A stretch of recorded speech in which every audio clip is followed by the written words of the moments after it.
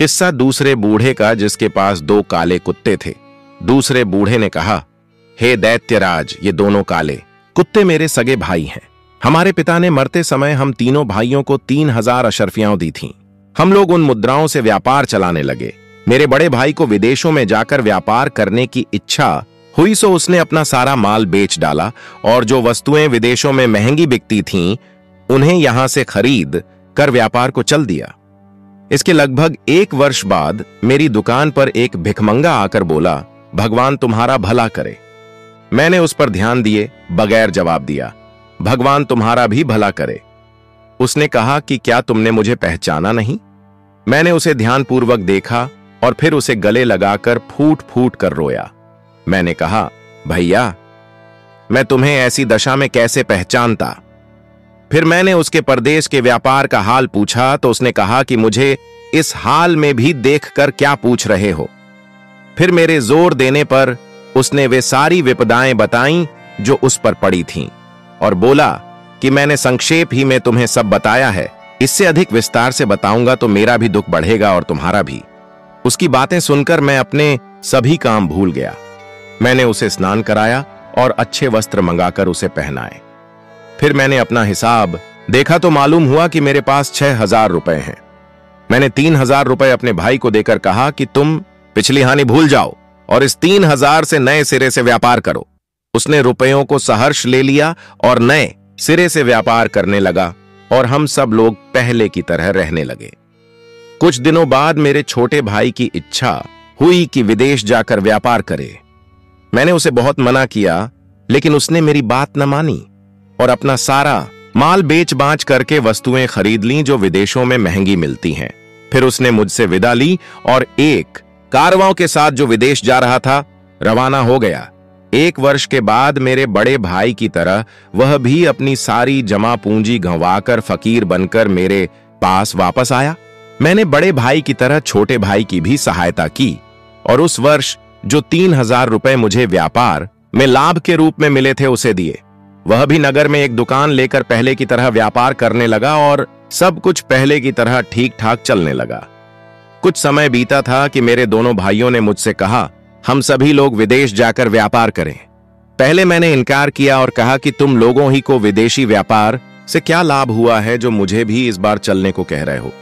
तब दोनों मेरे साथ बहस करने लगे और कहने लगे कि कौन जाने इस बार तुम्हारे भाग्य और तुम्हारी व्यापार बुद्धि ही से हम दोनों की तकदीर जाग जाए और हमारे सारे सपने पूरे हो जाएं।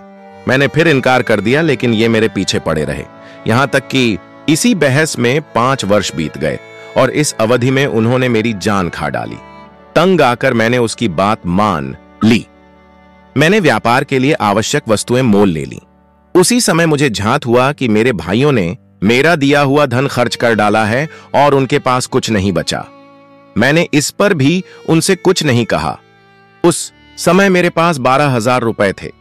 उसमें से आधा धन मैंने दोनों को दे दिया और कहा कि भाइयों, बुद्धिमानी और दूरदर्शिता इसी में है कि हम अपना आधा धन व्यापार में लगाएं और आधा अपने घर में छोड़ जाए। अगर तुम दोनों की तरह इस बार भी हम सबको व्यापार में घाटा हो तो उस समय घर में रखा हुआ धन काम आएगा और हम लोग उसे व्यापार में लगाकर अपना काम चलाएंगे। चुनांचे मैंने उन्हें 3-3 हजार रुपए दिए और इतनी ही राशि अपने लिए रखी और बाकी 3000 रुपए अपने घर में एक गहरा गड्ढा खोदकर उसमें दबा दिया। फिर हमने व्यापार की वस्तुएं खरीदी और जहाज पर सवार होकर एक अन्य देश को निकल गए। 1 महीने बाद हम कुशलतापूर्वक एक नगर में पहुंचे और व्यापार आरंभ किया। हमें व्यापार में बहुत लाभ हुआ। फिर हमने उस देश की बहुत सी अच्छी वस्तुएं अपने देश में बेचने के मंतव्य से मोल लीं। जब हम उस स्थान पर लेन देन कर चुके और जहाज पर वापस आने के लिए तैयार हुए तो एक अत्यंत सुंदर स्त्री फटे पुराने कपड़े पहने हुए मेरे सामने आई। उसने जमीन पर गिरकर मुझे सलाम किया, मेरा हाथ चूमा और मुझसे निवेदन किया कि मेरे साथ विवाह कर लो। मैंने इस बात को उचित न समझा और इनकार कर दिया, लेकिन वह गिड़गिड़ाती और मिन्नतें करती रही। अंत में मुझे उसकी निर्धनता पर दया आ गई और मैंने उसकी प्रार्थना स्वीकार करके उसके साथ विधिवत विवाह कर लिया और उसे अपने साथ जहाज पर चढ़ा। लिया। मैंने रास्ते में देखा कि वह केवल सुंदरी ही नहीं, अत्यंत बुद्धिमती भी है। इस कारण मैं उससे बहुत प्रेम करने लगा। किंतु मेरे इस सौभाग्य को देखकर मेरे दोनों भाई जल मरे और मेरी जान के दुश्मन हो गए। उनका विद्वेष यहां तक बढ़ा कि एक रात जब हम दोनों सो रहे थे, उन्होंने हमें समुद्र में फेंक दिया। मेरी पत्नी में जैसे कोई अलौकिक शक्ति थी। ज्यों ही हम दोनों समुद्र में गिरे, वह मुझे एक द्वीप पर ले गई। जब प्रभात हुआ तो उसने मुझे बताया कि मेरे कारण ही तुम्हारी जान बची है। मैं वास्तव में परी हां। जब तुम जहाज पर चढ़ने के लिए तैयार हो रहे थे तो मैं तुम्हारे यौवन और सौंदर्य को देखकर तुम पर मोहित हो गई थी और तुम्हारे साथ प्रणय सूत्र में बंधना चाहती थी। मैं तुम्हारी सहृदयता की परीक्षा भी लेना चाहती थी, इसलिए मैं फटे पुराने कपड़े पहनकर भिखारिणियों की भांति तुम्हारे सामने आई। मुझे इस बात की बड़ी प्रसन्नता हुई कि तुमने मेरी इच्छा पूरी की।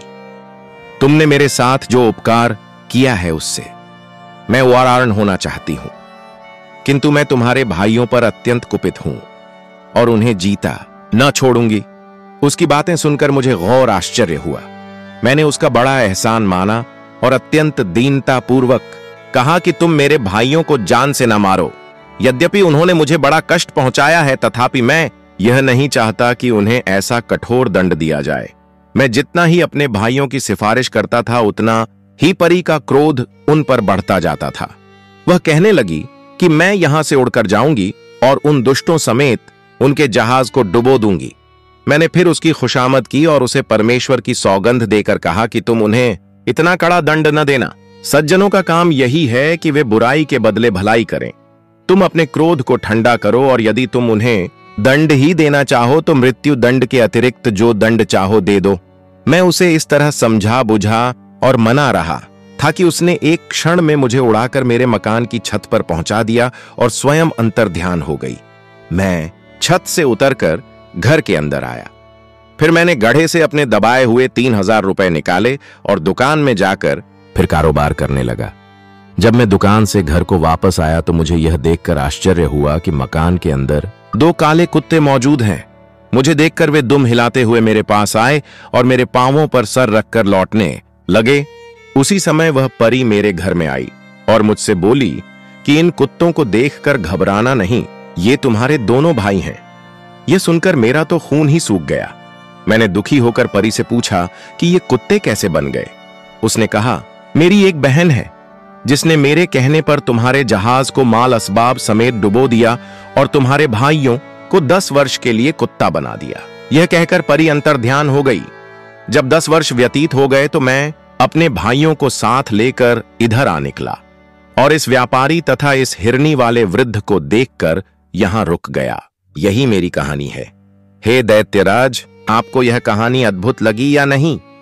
दैत्य ने कहा, वास्तव में तेरी आप बीती बड़ी अद्भुत है। मैंने व्यापारी के अपराध का 2/3 भाग भी माफ कर दिया। इस पर तीसरे बूढ़े ने इन दोनों की तरह दैत्य से कहा कि अब मैं भी अपना वृत्तांत आपसे कह रहा हूं। यदि आप इसे भी अद्भुत पाएं तो कृपया व्यापारी के अपराध का बाकी 1/3 भाग भी क्षमा कर दें। दैत्य ने यह बात स्वीकार की।